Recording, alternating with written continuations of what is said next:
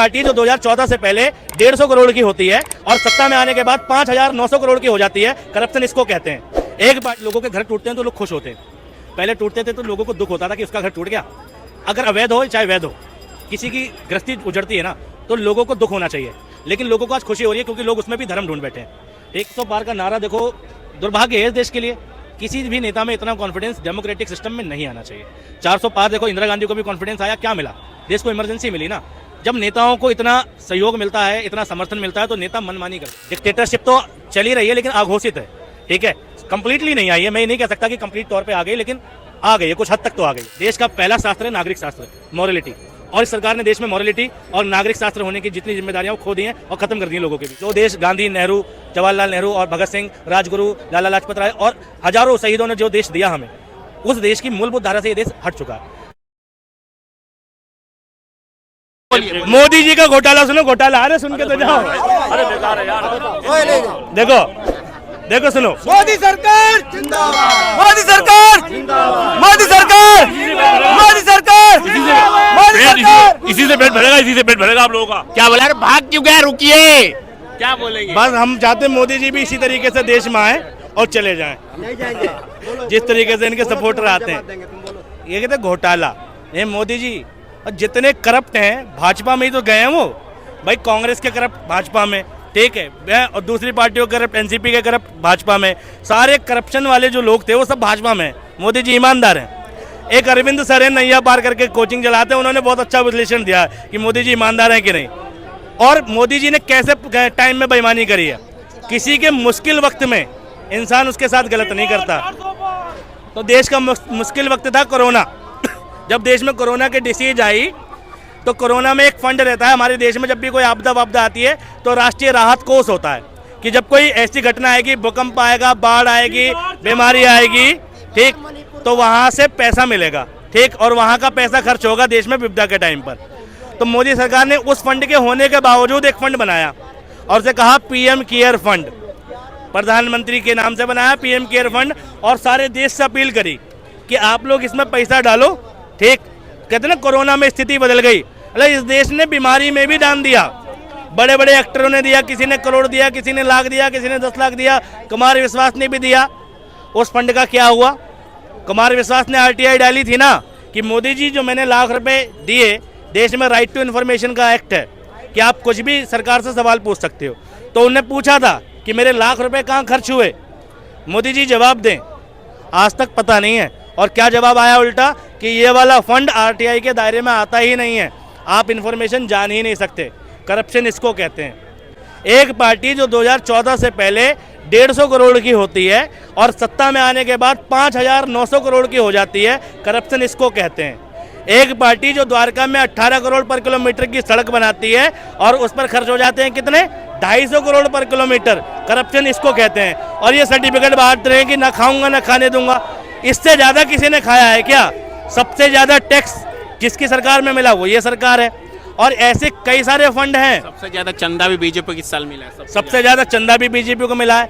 और सबसे ज्यादा जो ऐसे जो फंड बताए थे पीएम केयर वाले, ऐसे कई सारे फंड हैं जिनका आज तक अता पता नहीं है, ठीक है। और मोदी सरकार उसको, ठीक है, गपा गई है। नोटबंदी में जितना नोट छपा वापस चला गया, ठीक है, लेकिन हमें ये कहा गया था कि अमीर आदमी गरीब आदमी बराबर आ जाएंगे, ठीक।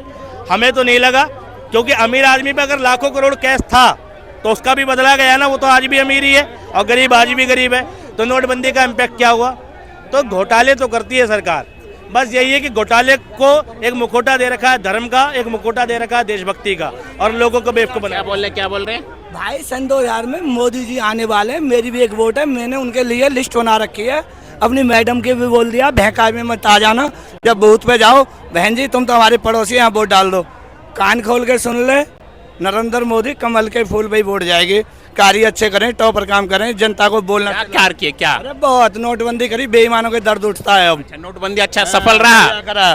2000 के नोट क्यों बंद हो गए? अरे मैं उसी के तो कह रहा हूँ, मैं कह रहा हूँ अब और कर दे 500 के न, जो जिसका 1500 2500 के दोनों, फिर देश कैसे चलेगा? जो लाला यहाँ बैठे हैं ना, वो छोटे भैया, एक मिनट, जो लाला यहाँ बैठे हुए हैं, अगर पूरी बोले तो हाँ सुन लो, उनकी तनख्वाह क्या लगाते हैं साले? जब अनपढ़ आदमी है, अभी तारे मजदूर हैं, क्या लगाते हैं उनकी? न 12,000 में नौकरी करेगा मेरे यहाँ, उसे मजबूरी में करनी पड़ती है।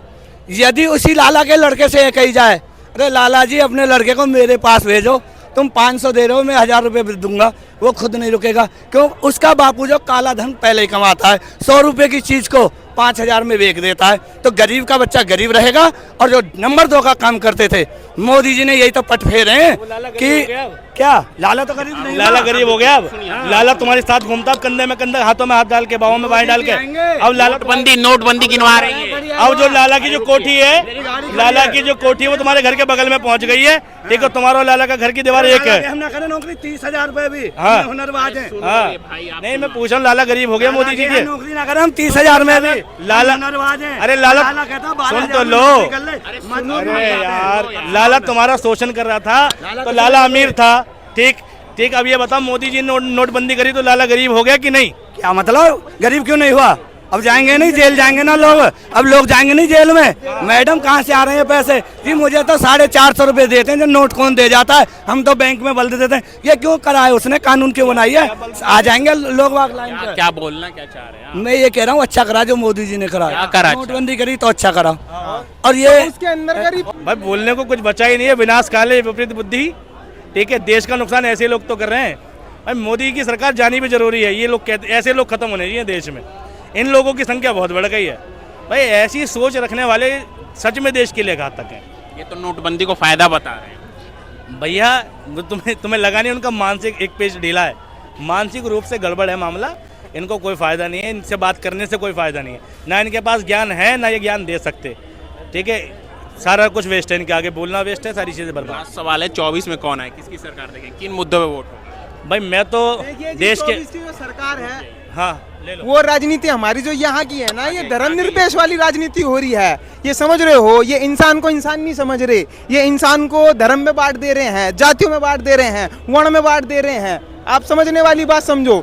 ये बीजेपी गवर्नमेंट का जो एजेंडा है, नहीं बीजेपी गवर्नमेंट का जो एजेंडा है, ये क्या है? ये धर्म में बांट देते हैं। ठीक है, उनको पता है कि हम धर्म से जीत जाएंगे। अगर कहो आप विकास के नाम पे, तो क्या विकास कर दिया? बड़े बड़े विकास बता दो आप मुझे। और जो विकास करते हैं, आप केरला गवर्नमेंट को उठा के देख लो, अभी कोर्ट में उन्होंने डाला है कि हमारे को एलजी रोक देता है वहाँ का। दिल्ली गवर्नमेंट का तो आपको पता ही है, एलजी साहब का। केजरीवाल साहब जब जाते हैं, एलजी साहब रोक देते हैं। कोई भी काम होता है, एलजी साहब पहले आके रोक देते हैं। अभी उनको अलॉट हुए थे 10 प्लॉट गवर्नमेंट, मतलब दिल्ली गवर्नमेंट को, एनसीटी को, तो एलजी साहब वहाँ पे पहुँच गए। यूँ बोले नहीं जी आप 2 बनाओगे। अब बताओ, जो से मोदी जी आएंगे कि नहीं? जी सबको पता है आएंगे, वो आएंगे जी। जी अंधभक्त हैं, अब हम अंधभक्त का कुछ कर नहीं सकते। लेकिन जो एजुकेटेड बंदा होगा, जो यूथ होगा, आप खुद सोचो, यूपी पुलिस का पेपर हुआ था, आपको पता है, सबको पता होगा, यूपी पुलिस का पेपर हुआ था, वो लीक हो गया। अब बताओ कितनी तैयारी लगती है? आपको पता है, एक बालक सवेरे 6 बजे उठता है, फिर पढ़ता है, वो शाम तक पढ़ता रहता है, अपने घर वालों के ताने दुनियादारी सुनता है, और जब वो पेपर दे के आता है तो पता चलता है पेपर लीक हो लिया। सोचने वाली बात है। और देखो, अंध लोगों का तो हम कुछ कह नहीं सकते। उनके हिसाब से कौन सी सरकार है सही? मेरे हिसाब से तो जी सरकार कोई बढ़िया नहीं है, जो मैं अपना तर्क देता हूँ। हाँ फिलहाल में अगर कांग्रेस थोड़ा आएगी, अगर हला भला हो गया तो हो गया, बाकी कुछ क्या नहीं। हरियाणा से? नहीं जी, मैं तो मूल निवासी दिल्ली का हूँ, थोड़ी बस बोली वैसी है। क्या मुद्दा बताइए, 24 में क्या रहेगा? मुद्दे तो बहुत सारे हैं। देश जागे तो देश सो गया है, तो देश को विवेकानंद की ज़रूरत है, जागो भारत। देश को तीसरी आँख की ज़रूरत है, पुस्तकें, एजुकेशन, जिससे देश बहुत दूर है अभी। ठीक, देखो वो देश का सर्वनाश कर चुके, सत्यानाश कर देंगे, 500-700 घर और तोड़ेंगे और विकास कर देंगे, और कुछ नहीं होगा देश में। ठीक है, अब डेवलपमेंट के नाम पे अतिक्रमण हटाना रह गया, बुलडोजर कल्चर चल चुका है। ठीक है, बेसिक नीड्स के बारे में लोग बात ही नहीं कर रहे। आज लोगों के घर टूटते हैं तो लोग खुश होते हैं, पहले टूटते थे तो लोगों को दुख होता था कि उसका घर टूट गया। अगर अवैध हो चाहे वैध हो, किसी की गृहस्थी उजड़ती है ना, तो लोगों को दुख होना चाहिए, लेकिन लोगों को आज खुशी हो रही है क्योंकि लोग उसमें भी धर्म ढूंढ बैठे हैं। ठीक, और ये दुर्भाग्य है देश का, और ये उपलब्धि है मोदी सरकार की, इसलिए मोदी सरकार जीतेगी।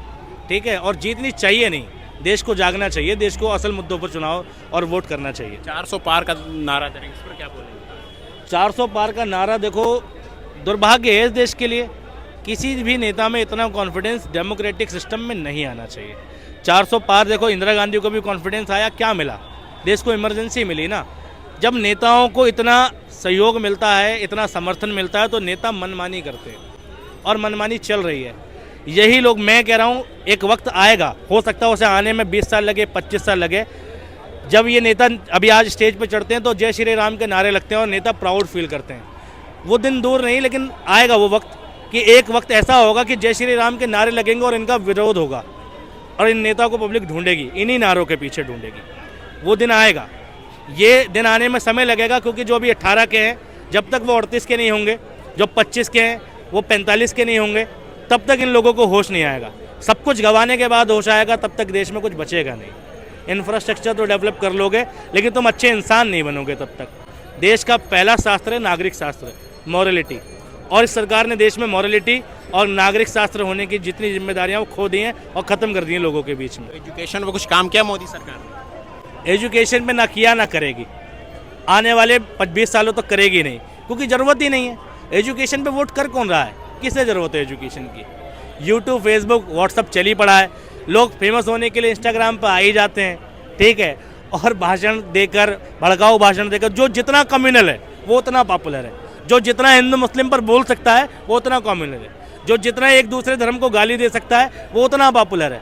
तो देश में बाढ़ आ चुकी है विरोध करने वालों की, ठीक है, देश का विरोध करने वालों की, ठीक है, और देश अपने सही भूमिका में नहीं है। जो देश गांधी, नेहरू, जवाहरलाल नेहरू और भगत सिंह, राजगुरु, लाला लाजपत राय और हजारों शहीदों ने जो देश दिया हमें, उस देश की मूलभूत धारा से ये देश हट चुका है। अगर लोग कह रहे हैं ना कि कहते हैं ध्रुव राठी कौन है कहने वाला कि डिक्टेटरशिप चल पड़ी है, मैं कह रहा हूँ हो सकता है वो गलत कह रहा हो, मगर अगर किसी के दिमाग में गलत तौर पर भी ऐसा विचार आया कि देश में डिक्टेटरशिप है, तो ये देश के लिए चिंतन का विषय है।